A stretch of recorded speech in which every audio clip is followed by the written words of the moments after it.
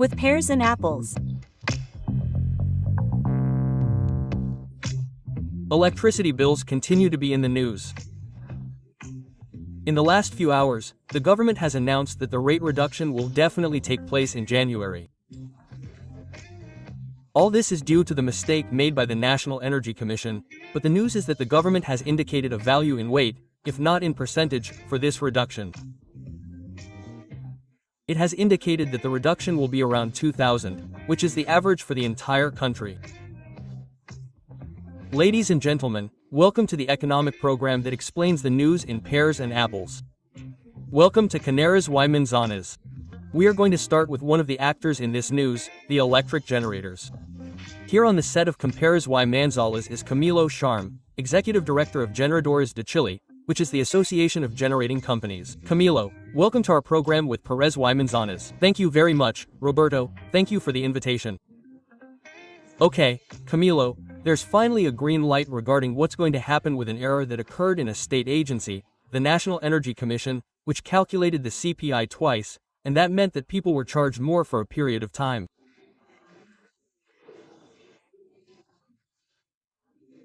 The first question I wanted to ask you, the power generator under your leadership, did you know before the public, the government, and the people found out that this had happened, or did you find out when Channel 13 announced it on a Tuesday?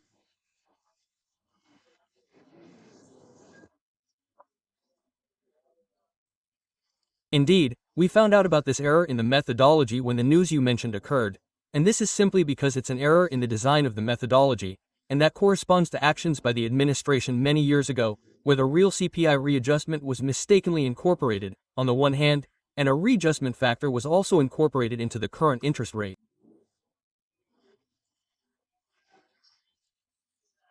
Exactly. So, that was years old. So, companies don't participate in creating the design, that's up to the public authority in power. And this was implemented year after year. Generation prices are reviewed twice a year. So, it's also a very mechanical, very automated system. In other words, you go and review what corresponds to you. In the case of companies, when the company reviews its contract or group of contracts, it compares it with the objective data sent by the authority, and that's the discussion. There's no chance, and it's only 5 days, there's no chance that each company hires an auditor. Let's review the model, let's review the design. Once the ball is thrown, it's accepted. Now I ask you this because I imagine that you've seen that a number of politicians, including the new energy minister himself, the vice minister of energy, raised the question of how the electric companies, the generators, were not going to realize that they were receiving more money. Of course. Well, we also understand the current situation, the electoral moment. We also understand that, the electrical system is a complex system. It is a very sophisticated system involving the generation sector, the transmission sector, the distribution sector, and in our electricity bills we see that number represents all this infrastructure, all these services grouped into one account so that electricity reaches businesses and homes. So, we also understand that it is difficult to understand. That is also why we are on programs like yours trying to explain with Peras and Manzanas. Exactly. Okay, so, to make sure that this is clear, you and the companies never found out about this until the news was released. That is right. Well, let's go to this news that has also evolved. At one point, there was talk of percentages, and finally the Minister of Currency, Minister Alvaro Garcia, says that in January there will finally be a rate reduction of 2,000 pesos on average. We will have to see by region. Those 2,000 pesos take into account the error of the National Energy Commission and also what happened with Transelec, both things. That's what we understand from the minister's statement. That number surprised us too. I mean, we had never talked about the specific number on the electricity bill. What we had said was, look, there was a government error. Perfect. The companies saw that this error was indeed accounted for in their income. $115 million. That's important, it's $115 million. But of those $115 million, they also have two different accounting realities, which is also a product of the history of how the electrical system was frozen by 3 different laws. Sure. So, those $115 million. Now, what the industry decided to do was, look, to support this solution, let's keep it simple, apples and oranges. Let's make it simple. Regardless of where these 115 million were located, the industry is making them available to the government so that the government, which is the one with the authority, right, can define the path for these 115 million to return either to the electricity bills or to the tariff system as a whole. That is up to the government to decide, but the industry did not show a willingness to pay what was due. And that was fine, but we were quite agile. There was not a single, but, or, oh, to say this, but. In fact, on Friday I stated in an interview with the written media that this was the will. This was known on Tuesday night.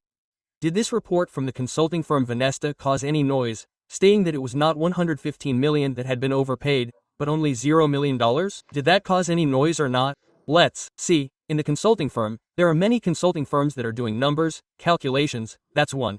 But here the important thing was to see how we were quickly participants in the solution, and for that it was, look, this money is made available to the government, we communicate it to the government, we did the interviews, and now, what is it waiting for in the industry? That the government, through its technical body, says, look, the number is effectively fully calibrated because that is important. This number is in the preliminary report. Yes, then you have to see a definitive one, the definitive one. So, it is very important that the tariff authority has that definitive number fully certified, and, in addition, we understand that the CNE is working very positively in that direction. They are going to do double checks, they are going to have the round number. Now they are going to use all the magnifying glasses in the world to review these numbers because the same mistake cannot happen again. Exactly, and then also, what else does the CN have to propose to the ministry? What is the regulatory route so that this money, I repeat, reaches the electricity bills within the current regulations? Perfect. We are going to listen to statements from the Minister of Economy and Energy who speaks about this issue. Well, justice has been done with everyone's collaboration. In a very short time we have managed to get Chileans to recover the charges that had been made. Done in excess, and that is what matters. Does the constitutional accusation against the former head of energy still stand, or should it still stand? I would hope not, but that is not my role. The minister would hope that the constitutional accusation would not prosper. Let us see, please, Mr. Director, the slide that we have prepared to discuss here with Camilo, because this is by region, and here we are talking about the 2,000 that the minister mentions on average. Why is it more in some regions and less in others, Camilo? I imagine that the explanation is that electricity is more expensive for some areas and not for others. It is more or less like that. Sure. What happens is that what we see here from Arica to the lakes, that is what is called the national electrical system, a single system integrated with the transmission system, the generators and the associated distribution systems. But Isenia and Magallanes are isolated medium-sized systems, so they have other pricing rules. They were charged less, therefore they are refunded less. It is not that they are being harmed. No, not them. In fact, now that that's said, these numbers, these 2,000 are more or less the average. It is a number that the ministry communicated yesterday. We, as the generation industry, obviously do not participate in the authority's rate calculations. Therefore, the minister pointed out that this included the error made by the transmission company and the error made by the rate authority that affected the generation segment. Regarding this, you issued a statement when the minister announced this, that all of this had not been the product of a negotiation or an agreement, but that it was simply executed and you were going to comply. Why this distinction? Yes. And I think that here we have to tone this down a bit. There is no discussion with either the minister or the simply define the concepts well. First, let's see. An agreement is the product of a negotiation. We have not negotiated with the government because we did not make any mistakes. The generation companies, right? The error came from the authority, and what we did was check that this error was effective. First, let's see. Once it was verified that the error was effective, a decision was made. In other words, the decision was made by the generation industry. This money is made available to the government so that the government can decide which is the most suitable and legal way to return it to the accounts or to the financial system that is supporting this entire system of unfreezing electricity rates.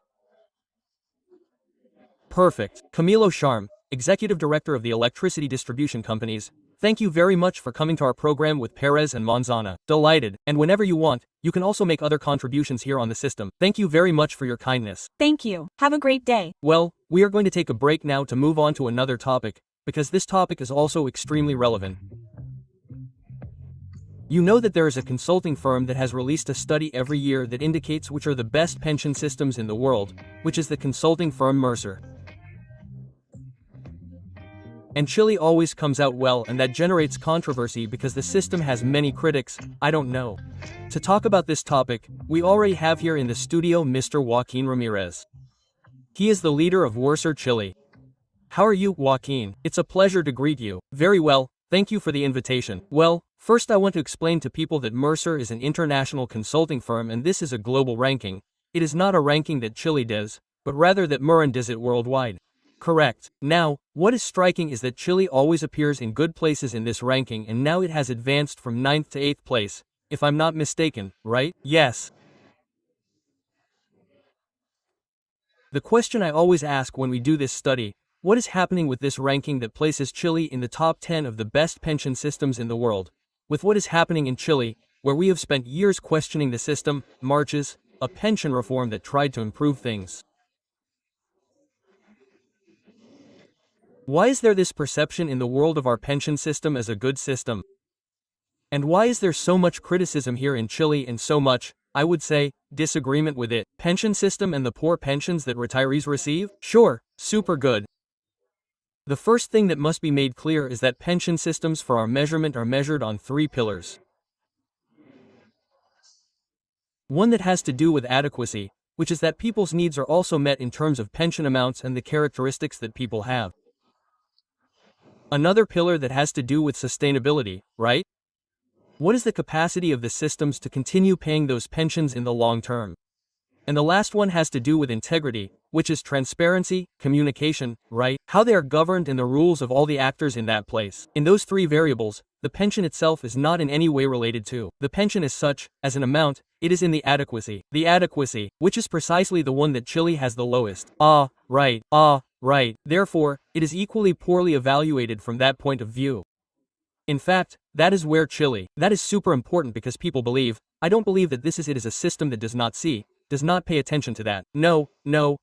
Exactly. The best pension systems are those that balance these 3 points very well, right? That provide good pensions according to the characteristics of the population, right, of each country. But if tomorrow they cannot continue paying those pensions, their rate goes down. Because indeed there have been countries that have paid good pensions, but now they are bankrupt and all the parameters are increasing.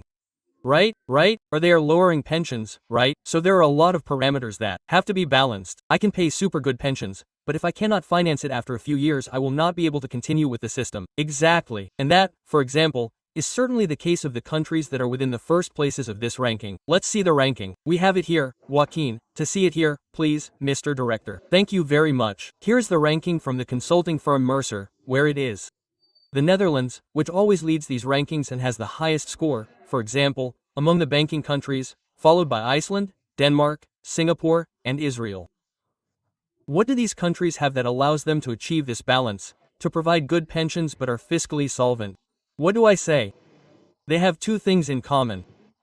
The first has to do with the pension itself, the adequacy, where the amount of the pension is.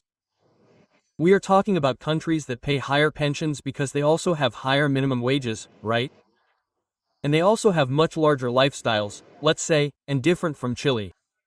Exactly. In terms of population, size of economy, growth, they are different. And the pension systems are more or less mixed, right? Of course. Exactly. The best systems are those where the state contributes, the workers contribute, and the employers contribute, which is where we are heading now. Exactly. And another important point is that these countries continue to make changes, that is, countries that are changing the parameters, retirement age, not contributions. Of course, exactly. The amount of savings that is saved has to increase, right? Because globally, investment rates and returns have been trending downwards. So, savings need to increase in order to have better pension levels. And that's where we can find the answer to why we've had so many problems with our pensions in Chile, because, for example, the workers' contribution was 10% for 30 to almost 40 years. Everyone knows that 10% is a very low number. Only now is the employer making a contribution, and probably the retirement age is also something that we've been postponing because it's a difficult political decision, but it has to be made. All the countries that have good pension systems have taken it, they've raised it because people are living longer, Therefore, there are more years that have to be paid. Pay, exactly. In fact, among the first countries that are in the let's go now, please, director, the retirement age is on average, right? 65 to 67. Look, we have 60 to 65. Exactly. And the difference between men and women is also lower. So, everything is tending, right, to reduce the gap between when you stop working and the years that you have to pay with a pension from there. And that is one of the big problems. In fact, in the index, Chile appears a little lower each year because our life expectancy continues to increase, but our retirement age remains the same. So, there are more and more years to pay pensions. Look, let's remember a little because here Chile is in 8th place. Last year it was in 9th place, it went up to number 8. Hey, but Chile is also among countries that are all developed, Sweden, Australia, Finland, Norway, what to say, the Netherlands, Iceland, Denmark. And there is Chile with this balance, and in that sense, Australia also, Australia is also a country that always appears in the reports, in these rankings of good pension systems. Australia also seems to me to have this mix of a mixed system where there are collaboration of the employer, of the worker, and by the way there is also a system that is also a good pillar, right? Sure. It is called this zero pillar, which is state aid, right? Where a minimum pension level is guaranteed for everyone for the entire population, and from there on it is built based on individual savings and the contribution that employers can make. And in that sense, right, we see that for this group of countries in general the contribution or the level of savings goes from 20 to 25%. We went from 10 to 16 now for individual savings, right? So there's still a way to go in that sense to continue saving, and that is where what we have to continue promoting is voluntary savings. Sure, 10 that the employer contributes, 10 that the worker contributes, 6 that the employer contributes, but it will be staggered. Right. And of voluntary savings that could be through the APB, voluntary pension savings, where one could also exceed the 10% that one has mandatory, right? That's right, that's right. And in that sense, how do you see Mercer? We're talking here with Mercer, which is an international consulting firm that, I insist, has this ranking of the best pension systems in the world. How does Mercer view the pension reform? The pension reform that is improving is going to improve pensions, the solidarity pillar. What do I know? It should also improve our position in these rankings by taking into account these 3 variables that you mentioned at the beginning, which are the ones that build a good pension system. In terms of adequacy, which is the pension amount as such, it will increase as the amount of the PGU increases, right? The PGU will continue to reach 250,000 pesos, right? For those over 65 in 2 more years. So there will be an initial effect of the increase in the minimum pension. We will have another effect in the long term, in 10 more years, when the total increase is finished being implemented. And the level of savings that are also total and are being carried over to the pension is also visible. There we are going to have another positive impact. So, we are going to have higher contributions, a higher minimum pension as well, but what we are still going to have, let's say, a bit of a long way to go is the retirement age. Because the adjustment has not yet been made, right? In the minimum age required to retire and our day expectancy, which is the highest in the region. Chileans are the ones who are living the longest in Latin America, and that also creates fiscal pressure, and there's the second point, right? Which generates a negative impact by having higher minimum pensions, the PGU as it increases, there is also a greater tax burden. And within the study we see that, between now and 2050 an increase in the tax burden is projected due to the reform, and that is going to lower the scores that have to do with sustainability.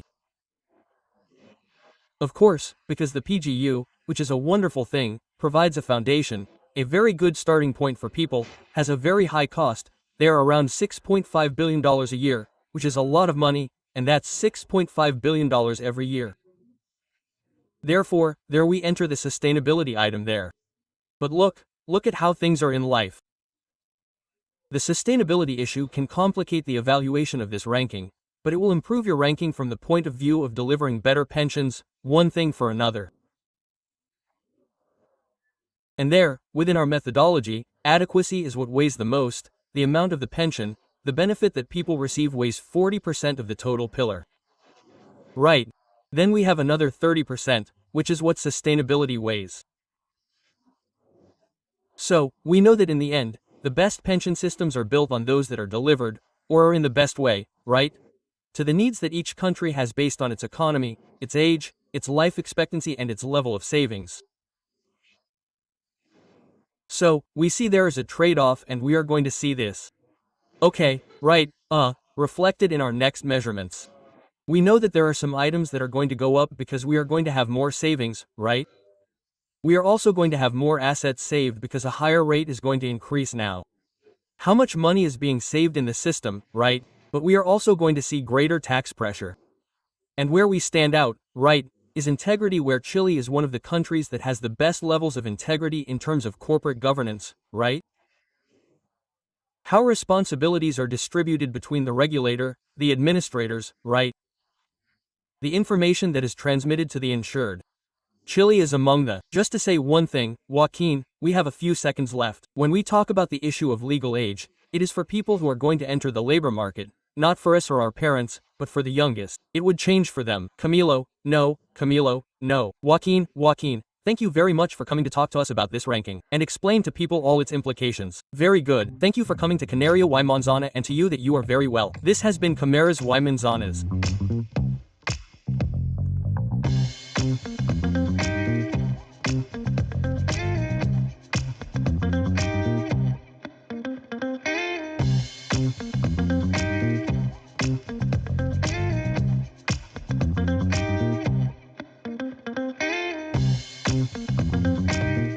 With pears and apples.